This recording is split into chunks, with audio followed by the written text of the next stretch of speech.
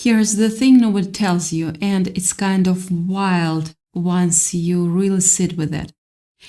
The people who underestimated you, the ones who tried to play games with you, the ones who smiled to your face and whispered something completely different behind your back. They didn't lose you in one dramatic moment. They lost you slowly, quietly, in 1,000 tiny moments where you were clocking everything, cataloging everything, and watching patterns that they thought were invisible. And by the time they figured out what you actually are, it was already over. It was over. The door was closed. The energy was drawn back. And all they were left with was this gut punch realization that they had been standing in front of something rare this whole time and treated it like it was ordinary. That's what this is about. That's what people realize a little too late. And honestly, once they do, it absolutely destroys them. Because there is no coming back from that kind of regret. No coming back. Let me paint you a picture.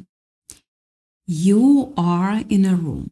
Could be a work meeting, could be a dinner, casual hangout with people who you thought were your people. And someone's performing, you know the type, big energy, big stories, little substance. They are selling something, a version of themselves that's been carefully constructed to impress, to manipulate even, to get something from you. And you are sitting there quiet, maybe even smiling a little, and they look at you and they think, oh, this one's easy. Yeah, this one's fun and chill and not really paying attention. This one I can work with. That's the first mistake.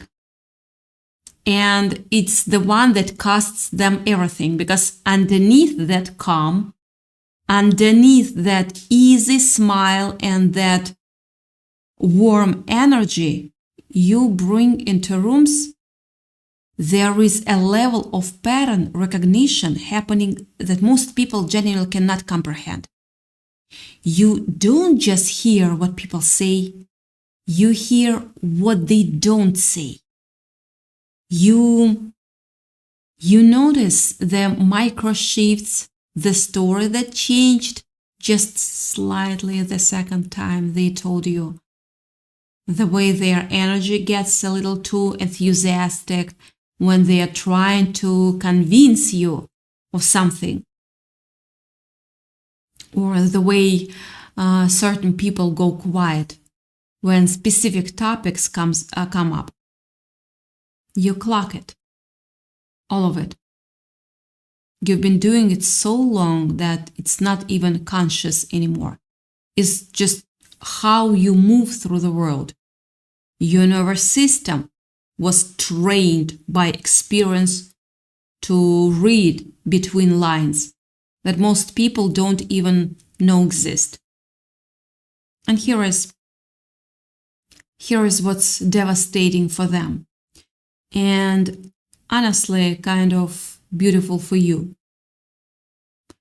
They thought your warmth was naivety. They thought your playfulness was a sign that you were not watching. They confused your openness for gullibility.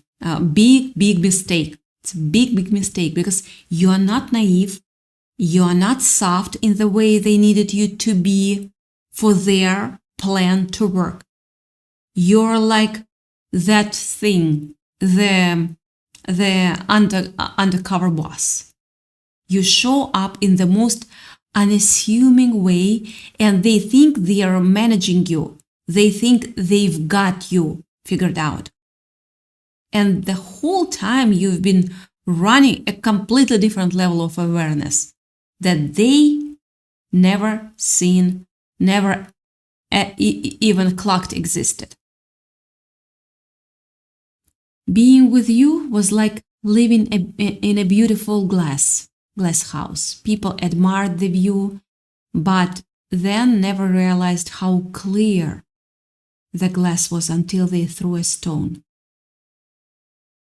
They thought they could break you without consequences, but they didn't realize the glass wasn't just glass. It was a mirror, my beautiful mirror. Now they are standing in the shards of their own actions, hearing the echo of everything they said and did to you. And that echo is what's destroying them. You grew up learning, yeah, and not in the easy, comfortable way. You learned through getting burned, through trusting the wrong person just once, and watching how that played out, through noticing that a certain pattern at the beginning of a relationship always led to a very specific kind of pain at the end. And unlike a lot of people who get burned and then get bitter, you got smart. You started studying, not consciously, not like you sat down with a notebook, but your mind, your beautiful mind, started building this incredible internal database of what real books like versus what performed books looks like, or what genuine care feels like in your body versus what manipulation dressed as care feels like. And now the database is airtight. Someone cannot come in with a mask on and survive contact with you, with your discernment for long. It just doesn't work that way anymore. Think about what that actually means in practice. Someone tries to sell you a fantasy. Maybe it's a person who presents a version of themselves in the beginning that is polished and perfect and exactly what would make you stay. They are future faking, painting pictures of something that doesn't exist, that was never going to exist, because the real version of them couldn't hold your attention for 5 minutes. And for a little while, maybe you let the picture sit there while you watch. Maybe you wait while you gather data. And they think it's working. They think you bought it. They are sitting back feeling clever. Meanwhile, you already know. You already felt the unconscious inconsistency between what they are saying and what their actions are actually demonstrating. You already noticed the thing they said in week 2 that contradicts what they claimed in week 1. You are not making a scene. You are not confronting it yet. You are just watching, letting them reveal themselves completely before you make your move. And then one day, sometimes quietly, sometimes very directly, you show them that you saw everything, that the mask never worked, that the fantasy was never sold. And the look on their face in that moment is something they carry for a long time afterward. Because here's what they realized too late. You were never the one being played. They were. They wasted all that energy constructing this illusion, maintaining this performance, running all these little schemes. And you were 3 steps ahead the whole time. You were keeping receipts they didn't even know you were collecting. And everything they thought they were hiding from you, you had filed it away neatly, long before they thought to cover their tracks. They looked at your kindness and mistook it for a green light to walk all over you. They thought your warmth was permission, not a gift. They thought your patience meant they had unlimited time to get it right, unlimited chances to treat you poorly, and still have you waiting at the end. But that's not how you operate. Your kindness has boundaries. Your warmth has a thermostat. And when people push past what's acceptable, something shifts in you. Not angrily, no, not dramatically. Just definitely. You stop offering what they are clearly not capable of receiving. Now I want to talk about something that people really don't understand about you. And it's maybe the most important thing. You have high expectations, not a rigid, impossible to please way, but in a deeply self-respecting way. You know what you bring to the table. You know the quality of who you are, your loyalty, your realness, your ability to be fully present for someone, your love that actually protects the people who you give it to. And because you know your own value, you hold a line. You are not out here accepting whatever someone decides to offer you when you know the actual standard. You will give someone some room. You will extend some grace, but you are not the one to be taken advantage of. And people who come in thinking that your warmth is an invitation to do whatever they want, they find out real fast that that's not what's happening here.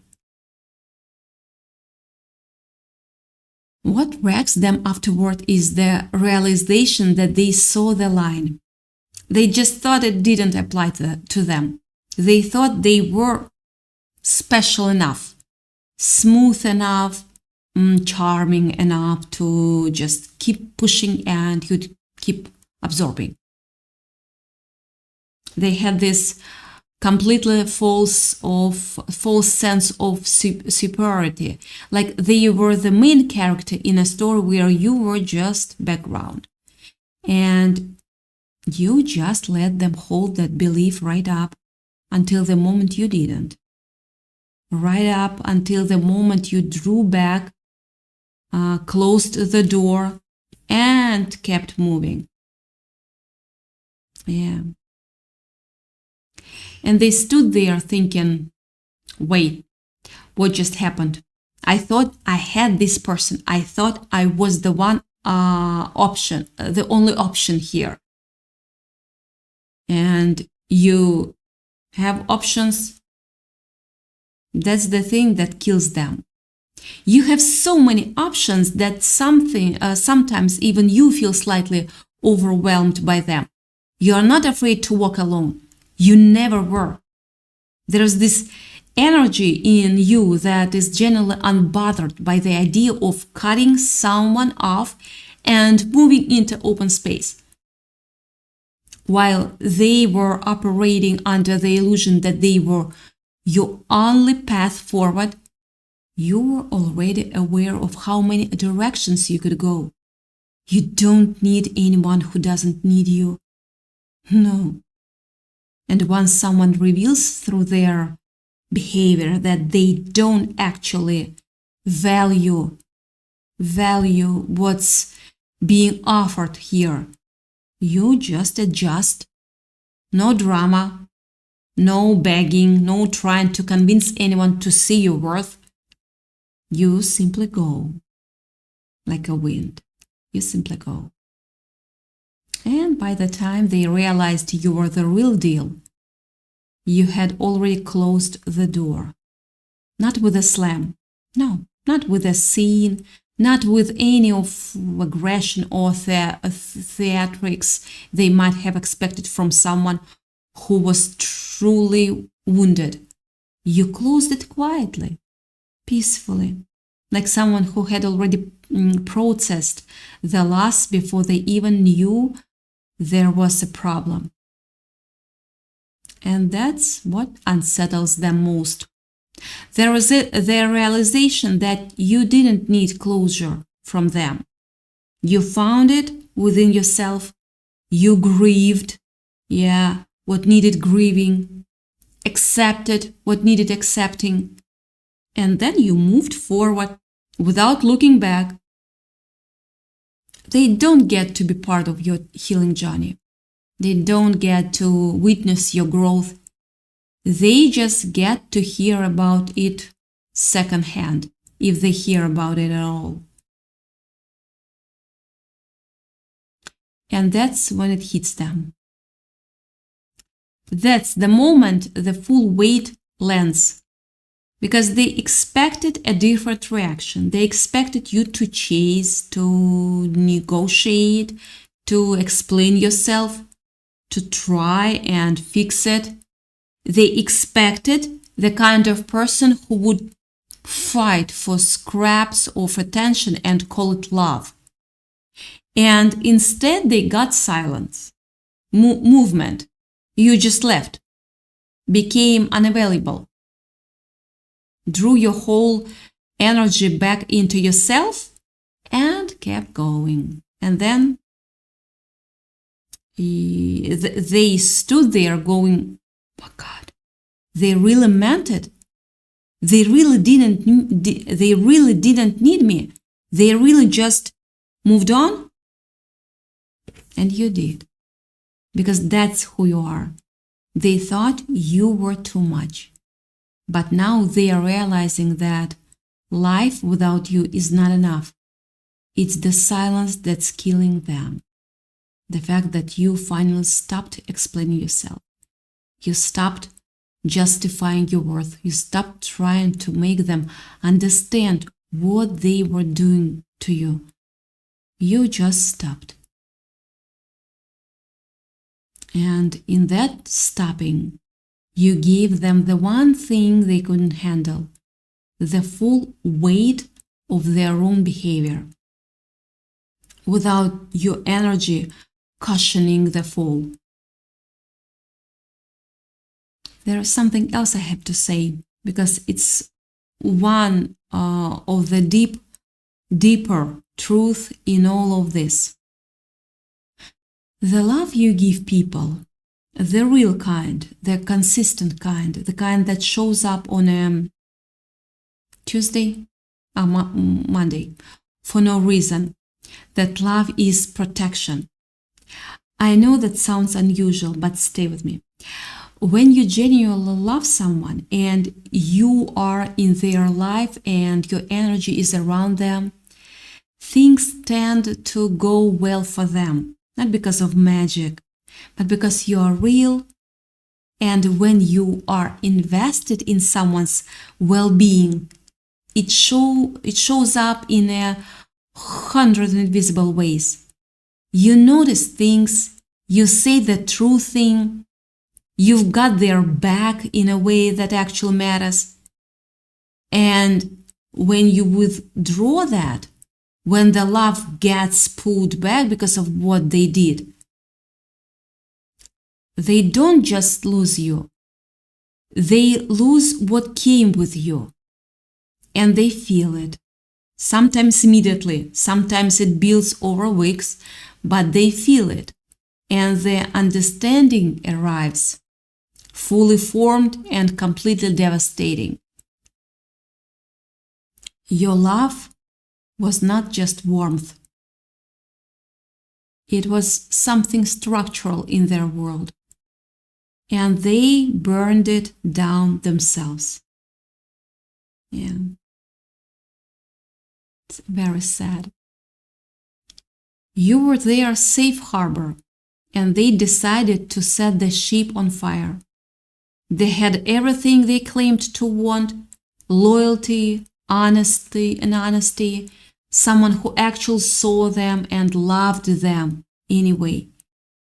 And they treated it like it was disposable, like it was something they could come back to whatever they felt like it. Like you would always be there, waiting, ready to pick up the pieces they kept dropping. But you are not a storage until for unit for their dysfunction. You are not a placeholder until something better comes along. You are not a backup plan. And the moment they made you feel like you were any of those things, that was the moment they lost access to you permanently. People try to gossip about you, you know. They try to get in rooms you are not in and shape narratives about who you are, try to present you to others in ways that serve their agenda. And they do this thinking you are not going to find out. And that even if you find out, you will not be able to do anything about it. What they don't account for is your ability to actually see what's happening behind the scenes. Not through any dramatic confrontation, just through the quiet, devastatingly accurate way you read situations and people. You will notice a shift in how someone responds to you before they say a word. You will catch the thing that slipped. You will follow the thread and find where it leads. And people realize a little too late that, yeah, you probably shouldn't have had that conversation with that person because you clocked it. You knew. And you handled it in your own time, in your own way. What they also realize that too late is that you call it out. You're not the type to sit silently and absorb. When something is off, when someone is being dishonest, when a pattern reveals itself clearly enough, you address it directly.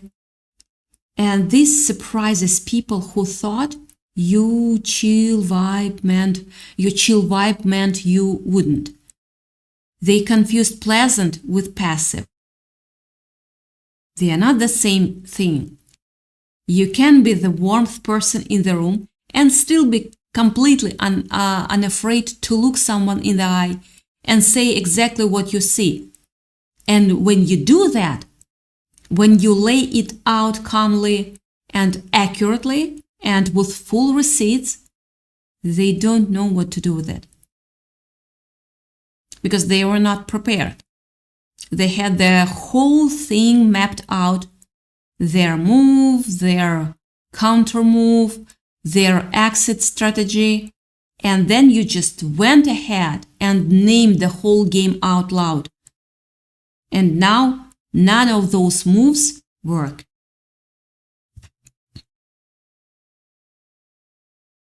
They played a game they were not prepared to lose. And now the score is settled. They thought they could manipulate the outcome, stack the deck in their favor, control the narrative, but you don't play games with people's hearts. You don't treat relationships like chess matches. And when someone reveals that is how they've been operating the whole time, you don't try to beat them at their own game. You just refuse to play. You walk away from the board entirely, and that's a move they never saw coming. You protect your peace with something close to ferocity, even though it doesn't look like ferocity from the outside. It looks like calm. It looks like distance. It looks like you just quietly stopped making yourself available. But inside that quiet is a very firm decision that some things don't get to continue in your space. Toxic behavior doesn't get to marinate around you indefinitely.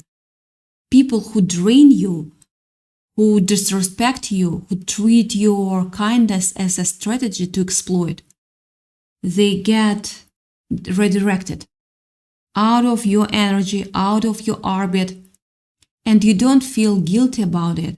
You don't feel guilty. You feel like someone who just cleaned their house.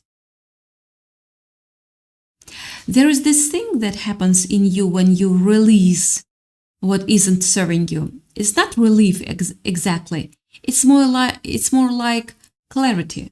Like your body goes, yes, this is right. This is how it should feel.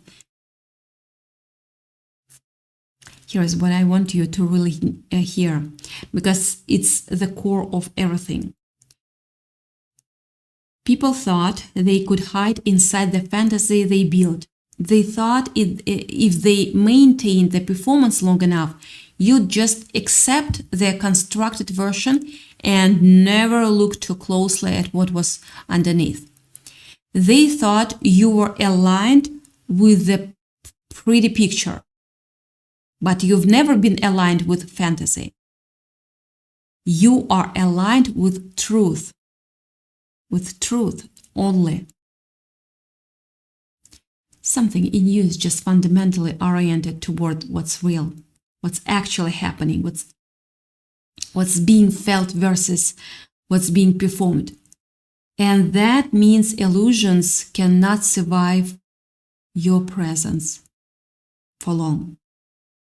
They don't have to be dramatically exposed. They just dissolve. Because you don't feed them. You don't collaborate with them.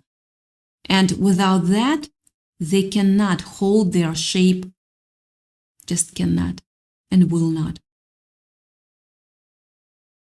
Think about the chemistry you bring, the actual alive feeling of being around someone who is fully present, genuinely curious, genuinely playful, genuinely themselves. That's rare, genuinely rare. Most people are performing at least a little bit in most interactions. You, when you are in it, when you are really in it with someone, you bring this quality of presence that people feel in their nervous system. It's why certain environments shift when you walk in. That is why conversations get better, why creativity opens up, why people feel more like themselves around you. You raise something in a room that isn't just mood. It's permission. Permission to be real. And when you leave, when you pull that energy back because someone didn't treat it right, they realize they haven't felt that since. They look around and everything is technically fine, but somehow flatter, grayer, less. And they know exactly what changed. They just cannot do anything about it. That's the sentence that lands in their chest at 2 a.m. Not just that they lost you, but that they cannot find you anywhere else. They try, they look for that feeling in other people, other situations, and sometimes they find something adjacent to it. Something that hints at it. But the full version, that specific frequency, it's not available anywhere they look, because it was specific. It was specific to you. And they threw it away with both hands while it was standing right in front of them. They are not sorry they hurt you, unfortunately. They are sorry they lost the version of themselves they liked when they were with you. That's the real wound. That's the thing that keeps them up at night. Because you brought out something in them that they actually valued. A better version of themselves. A version that felt more alive, more connected, more real. And they killed that version by treating you poorly. They cannot get it back. They cannot find it with anyone else. And the million sorries they might offer now don't matter when the true trust is already in ashes. You cannot rebuild what was broken by saying the right words. You can only rebuild by having been the right person all along. And they were not. You were the wish fulfillment they were actually looking for, not the fantasy they tried to sell you. That was hollow. That was a beautiful corpse with nothing alive in it, inside it. But the real thing, the thing they claimed to want, the kind of connection and loyalty and real love that people say they are looking for, you were offering it in your actual way, with your actual self. And they were so busy running their game, so convinced that you were too good to be real or too naive to be serious, that they missed it completely. And what they are chasing now, in every room they walk into, in a pale echo of what they walked away from. Yeah. The karma in this isn't dramatic. It's not lightning bolt karma. It's the slow, grinding, everyday kind. It's them in a situation and thinking, this would be better if, and then stopping themselves because the answer to that sentence is a person they cannot call. It's realizing midway through a story they are telling that they are only telling it this way because someone specific isn't there to hear the real version. It's watching something good happen in their life and feeling the absence of the one person they actually wanted to tell. That's the karma. That quiet, relentless awareness of what they chose to lose. It's not dramatic. It's much worse than dramatic. It just stays. They thought you'd always be on standby, waiting for them to get their act together. They thought they could take all the time they needed, make all the mistakes they wanted, and you'd still be there at the end, forgiving and forgetting and pretending like none of it happened. But that's not how self-respect works. That's not how boundaries work. You gave them chances, real chances, not performative chances, not chances you knew they wouldn't take so you could feel righteous. Real, righteous, real, genuine, open-hearted chances. And they used every single one of them to show you who they actually were. So you believed them and you acted accordingly And you kept going. That's the whole thing. That's the move that nobody who underestimated you was prepared for. You kept going, not bitterly, not dragging the weight of what happened into every new situation. You processed it the way you process things, by feeling it fully, learning what it was trying to show you, and then actually integrating it, adding it to what you already know, updating your system, and then you moved forward into open space toward things and people that match the frequency you are actually operating at. You don't need anyone's approval to keep going. You never did. You built the ability to walk alone into yourself a long time ago, back when you had to, back when there wasn't anyone standing next to you saying this is okay, you're doing fine, you're on the right track. You found your own footing.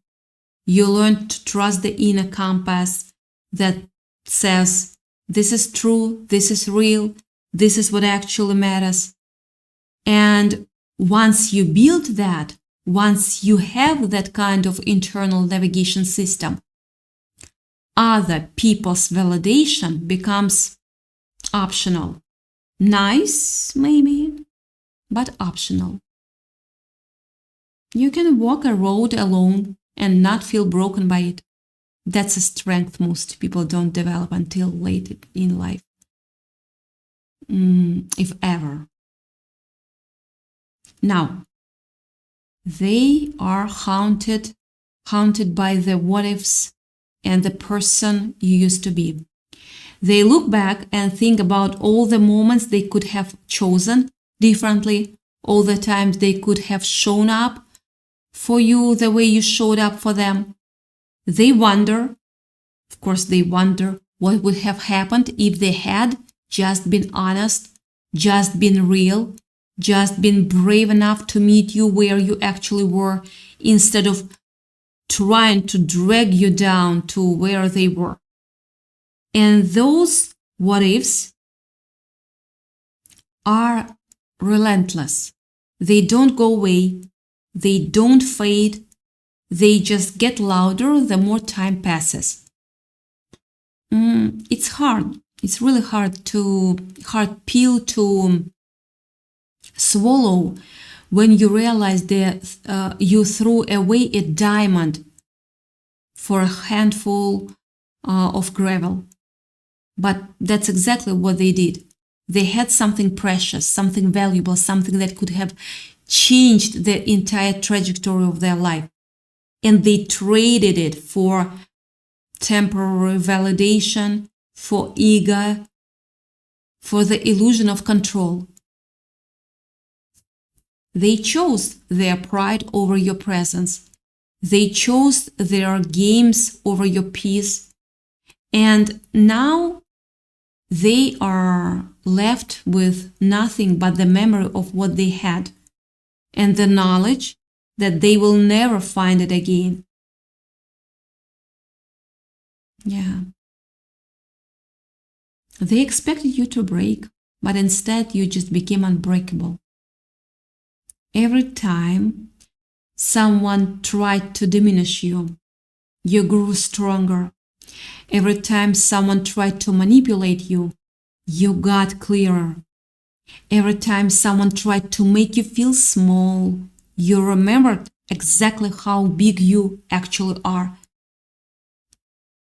You recalled it. You didn't let their treatment of you become your identity. You didn't let their rejection become your definition.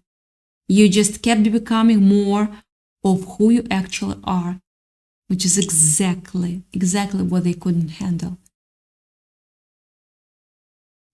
So your absence is louder than any apology they could ever write.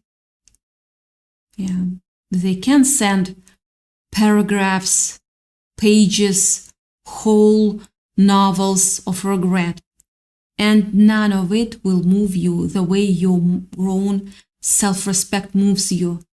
Because words are easy, words are cheap, words are what they had all along, and they used them to manipulate instead of connect.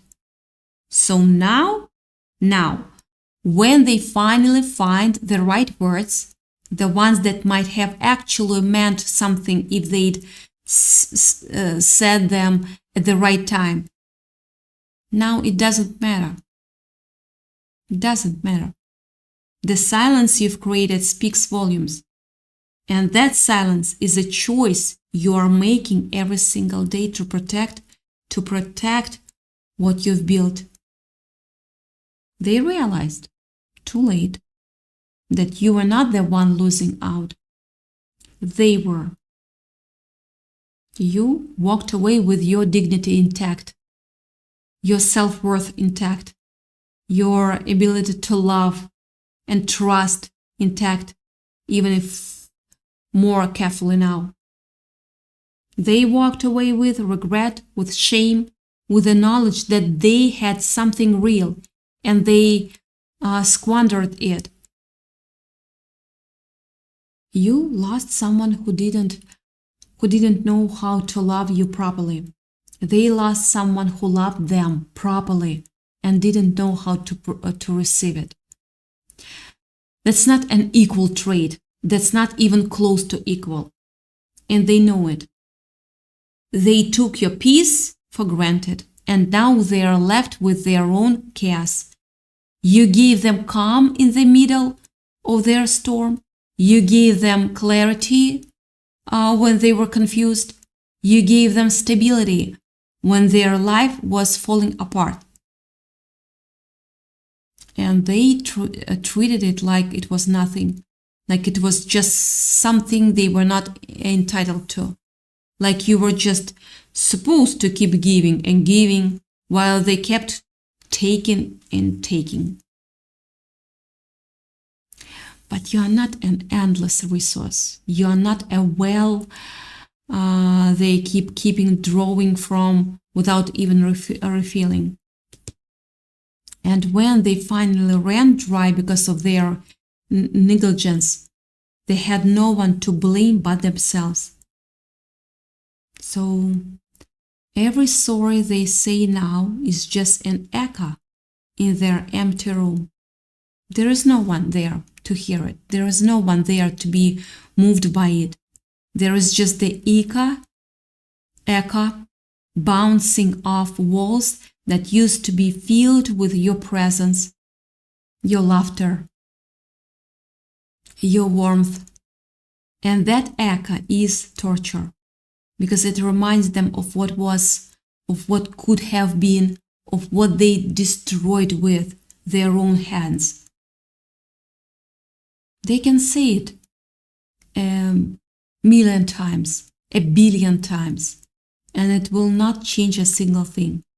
The room stays empty, the silence stays loud, and they stay alone with the weight of what they did. They didn't just lose you, they lost the privilege of knowing you. And privilege is exactly the right word. Because knowing you is not something everyone gets to do. It's not something everyone deserves. You are selective about who you let in and you should be. Your energy is precious. Your time is precious. Your love is precious. And people who cannot honor that do not get to keep it. They don't get to have you in their life just because they want you there. They have to earn it. They have to show up consistently. They have to prove that they are worthy of the gift that you are. And if they cannot do that, they don't get the privilege of your presence. Simple as that. They are looking for you in everyone they meet. Yeah, and it's destroying them that you are nowhere to be found. They search for your energy in other people. They look for your warmth, your depth, your realness. And maybe sometimes they find glimpses of it. A laugh that sounds a little like yours. A way of looking at the world that reminds them of you. But it's never quite right. It's never quite enough. Because you're not replaceable. You're not interchangeable. You're a specific frequency that only you emit. And now that they have lost access to it, they realize how rare it actually was, how irreplaceable, how foolish they were to think they could find it somewhere else. You were the blessing they treated like a burden. That's the heart of it, isn't it? They had something that could have made their life better, richer, more meaningful. And instead of appreciating it, they resented it. Instead of nurturing it, they neglected it. Instead of protecting it, they destroyed it. And now they have to live with that every single day. They have to wake up and remember that they had a blessing in their hands and they threw it away because they couldn't recognize its value. That's a heavy thing to carry. That's a weight that doesn't get lighter with time. Yeah. The truth hit them like a freight train. You are gone. And it's entirely their fault. There is no one else to blame. No external circumstances, no bad timing, no misunderstanding. Just their choices, their behavior, their failure to see what was right in front of them. And that truth is devastating because it means there is nothing they can do to fix it, nothing they can say to make it right, nothing they can offer that would bring you back. They just have to sit with it. Sit with the knowledge that they had everything and they lost it because they were not wise enough to hold onto it. Here is what they realize after everything. After the game didn't work, after the fantasy dissolved, after you moved and they were left standing in the space where you used to be, they realize you were never naive. They realized that the fun, warm, easy energy wasn't a vulnerability. It was just who you are when you feel safe. And it was a choice you were making every single day. They realized the whole time they thought they were watching you. You were watching them. They realized that your love was holding something steady in their world that they didn't know how to name until it was gone. They realized that you were the actual rare thing in the equation, not them, you. And by the time all of that lands, fully, completely, undeniably, it's too late. Not in a mean way, just in the simple, factual, irresistible, irreversible way that some doors close. You're not standing on the other side waiting to be asked back. You've already built something new in the space they vacated. You've already invested your energy into things and people that give something real back. You have already moved into a version of your life that has room for what you actually want, now that you stopped making room for what was costing you. they get to carry that knowledge. That's the confession that arrives somewhere in a quiet moment when they are honest with themselves for once. I had something real. I treated it like it was easy to replace. And I was wrong. I was so completely wrong. And there is nothing to do about that now except understand it. A million sorries, and not one of them changes anything. That's who you are. That's what they missed. And you are exactly where you're supposed to be.